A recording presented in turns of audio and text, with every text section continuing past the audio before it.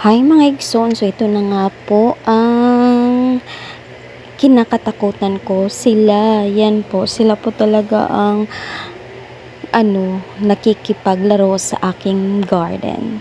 So yan po ang ginagawa nila at gustong gusto po talaga nila yung mga sunflower ko.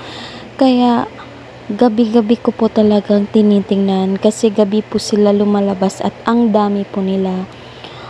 Ang ginawa ko po is kinuha ko sila at ayan po, itinabi ko na medyo malayo sa aking mga halaman.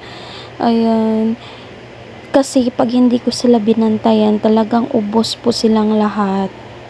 No, kahit na itong nakatago pa dito, ayan, napasukan po talaga. So, kaya po, kinuha ko yung mga maliliit na snails.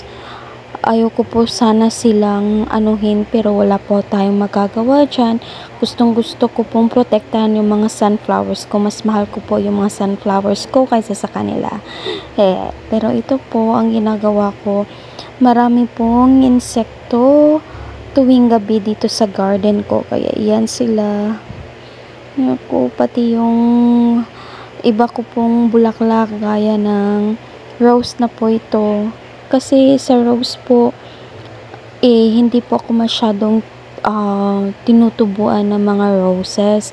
So, yung kadalasan lang po sa akin is yung mga tinatawag na bisaya ng mga rose. Yung maliliit po yung petals. Ito po malalaki po. At ito na lang po ang naiiwan. At kinakain po sila. Naku, wag naman sana mamatay.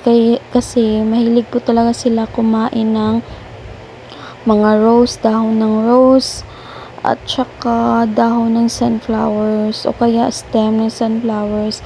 Kaya ang ginawa ko, kumuha po ako ng asin at nilagyan ko po sila ng asin. Kaya yan po, pag ginawa po natin ito, natutunaw po sila. Hindi ko naman po alam kung ano ang tawag dyan, chemical reaction ba? Basta, kapag ang snails ay nilagyan po natin ng asin, natutunaw po sila. Pero yung shell po is nagstay, pero yung nasa loob po talaga na snail ay natutunaw po sila. Kaya sorry na lang talaga sa kanila kasi mas mahal ko po talaga yung mga flowers ko. Kaya wag na kayong dumalaw dito sa aking garden, maawa kayo. So tuwing gabi ko po itong ginagawa kasi gusto ko po talagang lumaki yung mga sunflowers ko kasi may plano po ako diyan. So ayan, dito din banda, hindi po masyado or wala pong snail dito kasi may kahoy po na nakaharang. Ayan po. Kaya, yan.